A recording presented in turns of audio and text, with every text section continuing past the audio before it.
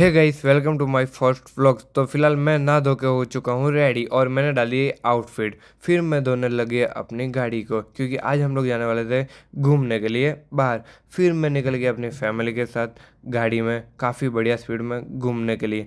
और उसके बाद हम लोग पहुँच गए सूरत वी आर मॉल काफ़ी बढ़िया लोकेशन है। और फिर हम लोग उसके अंदर काफ़ी घूमे, मज़े भी किए और काफ़ी बढ़िया जगह भी है। फिर हम लोग पहुंच गए रीबाउंड, जहां हमने काफ़ी मज़े किए और मैं काफ़ी कूदा और मज़े भी बहुत आए। जहां ये पूरा टेम्पोलिन पार्क हमने खूब इंजॉय किया। और फिर मैं ये कुछ लंबी दौड़ लगा के चढ़ गया, ये पहाड़ जैसे कुछ था, मेरे को भी नहीं पता। फिर मैंने मारी ये कुछ जंप, लेकिन मुझे कुछ नहीं हुआ।